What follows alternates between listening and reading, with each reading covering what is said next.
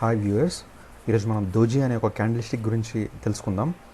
మనకు ఈ candle stick అనేది ఎలా ఫామ్ అవుతుంది అండ్ నెక్స్ట్ ఫామ్ అయితే మార్కెట్లో నెక్స్ట్ మూమెంట్ ఎలా ఉండబోతుంది అండ్ ఈ దోజీకి అనే క్యాండిల్ స్టిక్ ఫామ్ అయిన తర్వాత వాట్ ఆర్ ద కాన్సిక్వెన్సెస్ అనేవి డిస్కస్ చేసుకుందాం. Okay, let's go in to the topic. మనకు ఈ దోజీ క్యాండిల్ స్టిక్ అనేటి 3 టైప్స్ ఉంటాయి. ఒకటి doji and grave stone doji, dragon fly doji. Doji అనేది ప్లస్ ఆర్ క్రాస్ ఆకారంలో ఉంటుంది. ఈ గ్రేవ్ స్టోన్ దోజీ అనేదానికి ఓన్లీ అప్పర్ టైల్ ఉంటుంది. డ్రాగన్ ఫ్లై దోజీ అనేదానికి లోవర్ టైల్ ఉంటుంది. Okay, and next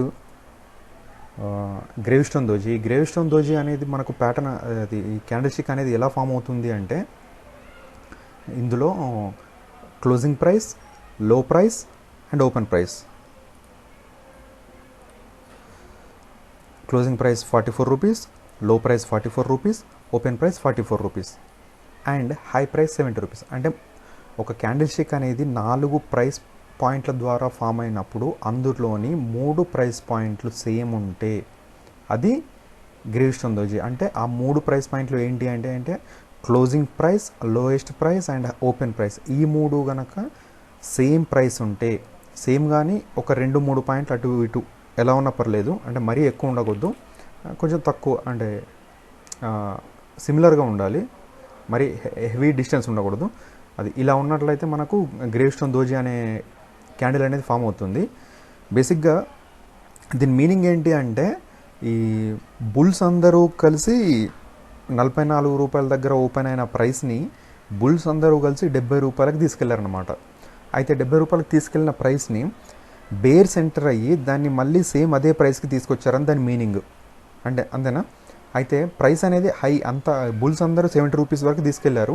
and next bear centre అయ్యి దాన్ని మళ్ళీ యథావిధిగా ఎక్కడైతే ఓపెన్ అయిందో అక్కడే క్లోజ్ చేశారనమాట. అంతకంటే ఇంకా కిందికి రానియలేదు అండ్ నెక్స్ట్ దాన్ని ప్రైస్ని పైకి వెళ్ళనియలేదు. So this can be called as a bearish candle and it will have, అంటే దానికి it may also have some a small tail. అంటే ఆ లో ప్రైస్ అనేది క్లోజింగ్ అండ్ ఓపెన్ ప్రైస్లకి సేమ్ ఉండకపోయినా కొంచెం ఒక టైల్ అనేది ఏర్పడవచ్చు. టైల్ అంటే లోవర్ విక్ అన్నమాట కిందికి. ఇది లో ప్రైస్ అనేది 44 కాకుండా ఐదర్ 45 కానీ 44.5, 45.5 అలా కొంచెం చిన్న విక్ ఏర్పడినా కూడా దాన్ని మనం గ్రీవ్ స్టోన్ దోజీ కింద కన్సిడర్ చేసుకోవచ్చు. Okay, same. And long upper shadow ఎంత మనకు అప్పర్ షాడో అనేది అంటే ప్రైస్ ఎంత హైకి వెళ్ళిన తర్వాత బేర్స్ ఆ ప్రైస్ని మళ్ళీ కిందికి తీసుకొస్తే అంటే అంత విక్ అనేది ఏర్పడుతుంది అనమాట. మనకి అంత లాంగ్ విక్ ఏర్పడితే మనకు మార్కెట్ డైరెక్షన్, ఆ నెక్స్ట్ డైరెక్షన్ అంత పర్ఫెక్ట్గా ఉంటుందని సిగ్నల్ అన్నట్టు. ఓకే, అయితే దీని మూలంగా మనం ఏం తెలుసుకోవచ్చు అంటే ఇక్కడ ఈ గ్రేవ్ స్టోన్ దోజీ ఇది క్యాండిల్ స్టిక్ అనేది ఫామ్ అయినప్పుడు నాకు ఎంట్రీ ఆఫ్ బేర్స్, అంటే మార్కెట్లోకి బేర్స్ ఎంటర్ అవుతున్నారు అంటే ప్రైస్ ప్రైస్ తగ్గియడానికి. అండ్ నెక్స్ట్ బుల్స్ అనేవాళ్ళు మార్కెట్లోంచి వెళ్ళిపోతున్నారు అంటే ఎగ్జిట్ అవుతున్నారు అని అర్థం. Okay, without confirmation of the next candle don't trade. అంటే మనం జస్ట్ దానికి నెక్స్ట్ కన్ఫర్మేషన్ క్యాండిల్ అనేది ఒకటి మనకు వచ్చిన తర్వాత మనం ట్రేడ్ తీసుకోవాలి. ఓకే, వన్స్ అంటే ఈ గ్రీవ్ స్టోన్ దోజీ అనేది ఫామ్ అయిన తర్వాత ఇప్పటి వరకు మనం లాంగ్ పొజిషన్లో ఉన్నట్లయితే అది ఎగ్జిట్ అవ్వాలి అండ్ నెక్స్ట్ షార్ట్ పొజిషన్లోకి ఎంటర్ కావాలి. Short position in the long and short positions in the sense మనం ఆప్షన్స్ కానీ ఫీచర్స్ కానీ ట్రేడ్ చేస్తున్నప్పుడు లాంగ్ పొజిషన్ అంటే కాల్ ఆప్షన్, షార్ట్ పొజిషన్ అంటే పుట్ ఆప్షన్. ఒకవేళ ఇది గ్రీవ్ స్టోన్ దోజీ ఫామ్ అయిన తర్వాత కాల్ ఆప్షన్లో ఉన్నట్లయితే అది కనుక స్క్వేర్ అప్ చేసుకోవాలి, అంటే ఎగ్జిట్ అయిపోవాలి and next trade to the ఇది పీఈ సైడ్ అనమాట. పీఈ సైడ్ మనం ఇది పుట్ ఆప్షన్ ఎంట్రీ తీసుకోవాలి. ఓకే, అయితే మనకి ఈ ఓన్లీ గ్రీవ్ స్టోన్ దోజీ అనే ఒక క్యాండిల్ మాత్రమే, దీని మీద మాత్రమే బేస్ అయి ట్రేడ్ చేయకుండా అదర్ టెక్నికల్ ఎనాలిసిస్ని కూడా ఫాలో అవ్వాలి. అదర్ టెక్నికల్ ఎనాలిసిస్ అంటే వాల్యూమ్ ఇండికేటర్స్ కానీ లేదంటే ఎంఏసిడి కానీ, అంటే స్టోకాస్టిక్ స్టోకాస్టిక్ ఇండికేటర్స్ కానీ, వీటిని కూడా బేస్ అయ్యి అవి ఎలా చూపిస్తున్నాయి వీటికి అనుగుణంగా ఉంటే కనుక మనం నెక్స్ట్ ట్రేడ్ తీసుకోవచ్చు. ఇక్కడ example of grieve stone doji. అయితే ఇక్కడ గ్రీవ్ స్టోన్ ఎక్కడ ఫామ్ అయింది, ఇది ఎప్పటిది 18th మే బ్యాంక్ నిఫ్టీ యొక్క చార్ట్ అనమాట ఇది. ఇందుట్లో గ్రీవ్ స్టోన్ దోజీ అనేది ఇక్కడ అరౌండ్ ఇక్కడ ఈ జస్ట్ వెయిట్ ఇక్కడ ఫామ్ అయింది. ఓకే, ప్రైస్ని బుల్స్ ఇక్కడి వరకు తీసుకెళ్లారు. ఓకే, కానీ బేర్స్ మళ్ళీ ఎక్కడైతే ఓపెన్ అయిందో అక్కడి వరకు తీసుకొచ్చేసారు.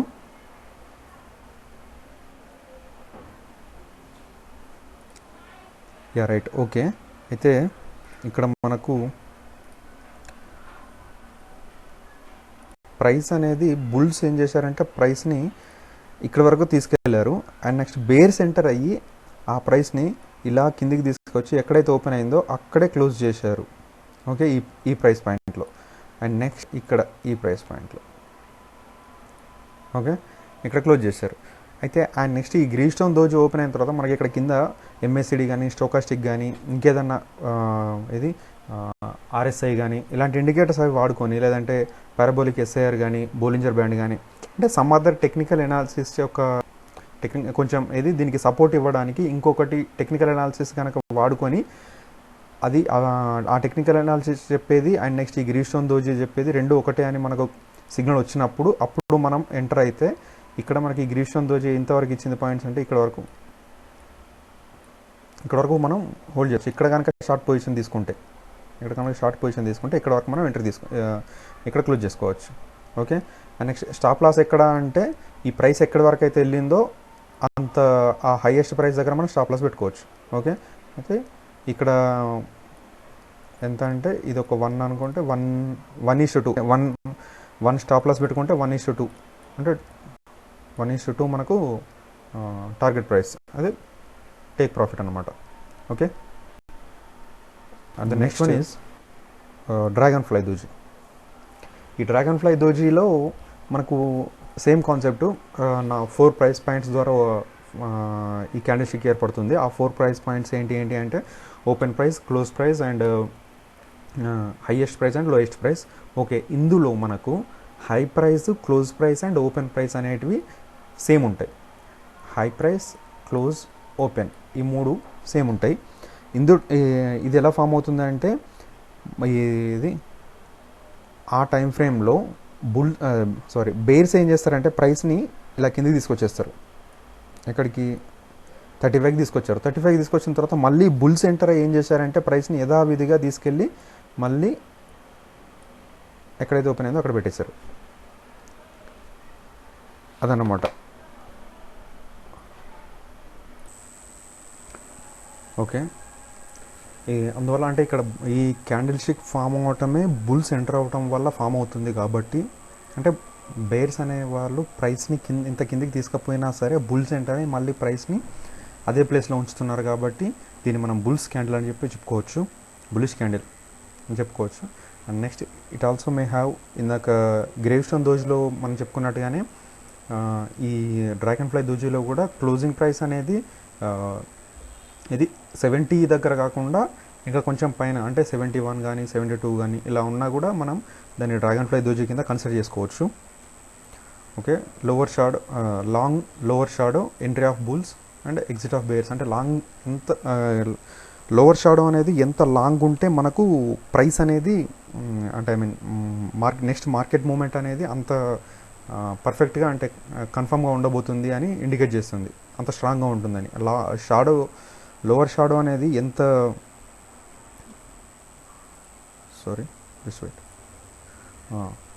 ఇది ఈ డ్రాగన్ ఫ్లై దోజీ యొక్క లోవర్ షాడో అనేది ఎంత లాంగ్గా ఉంటే మార్కెట్ యొక్క రివర్సల్ అంత స్ట్రాంగ్గా ఉంటుంది అని.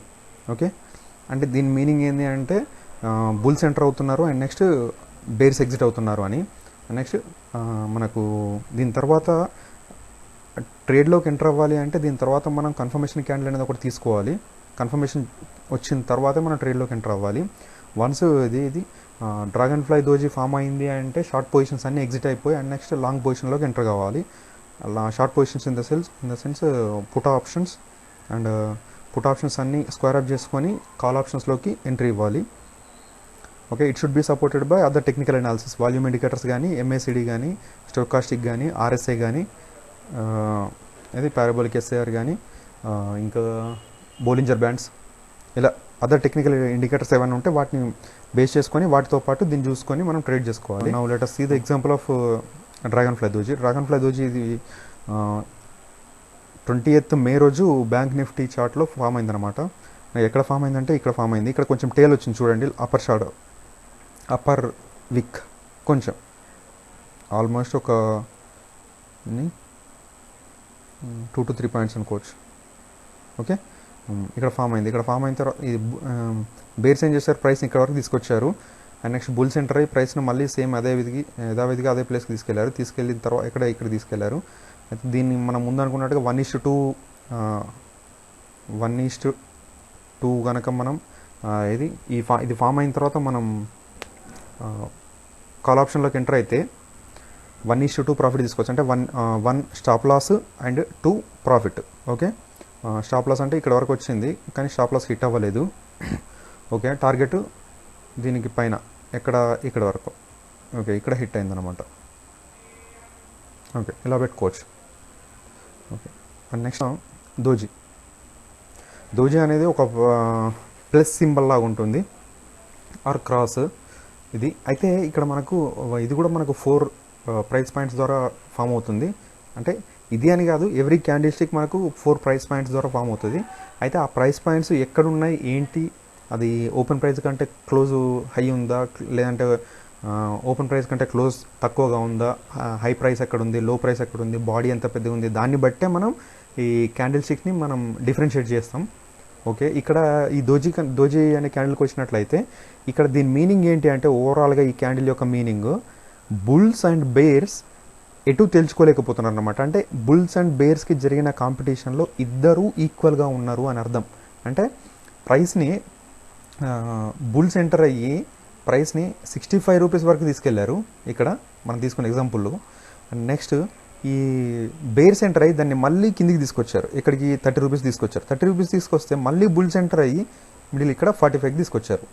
అంటే ఓపెన్ అయింది ఇక్కడే, క్లోజ్ అయింది ఇక్కడే, బుల్స్ ఎంటర్ అవుతున్నారు, బేర్స్ ఎంటర్ అవుతున్నారు. కానీ ఈ ప్రైస్ ఓపెన్ అయిన ప్రైస్ కంటే దాన్ని ఎటు డిఫరెన్షియేట్ చేయలేకపోతున్నారు. అంటే ఓపెన్ ప్రైస్ కంటే హైకి తీసుకెళ్ళలేకపోతున్నారు, ఓపెన్ ప్రైస్ కంటే లోకి తీసుకెళ్ళలేకపోతున్నారు. ఓకే, లోయెస్ట్ ప్రైస్కి తీసుకెళ్ళినా కూడా మళ్ళీ సేమ్ వచ్చి అది ప్రైస్ ఎక్కడైతే ఓపెన్ అయిందో అక్కడే ఆగిపోతుంది అనమాట. ఇలా జరిగితే అప్పుడు మనకు దోజీ అనే క్యాండిల్ ఫామ్ అవుతుంది.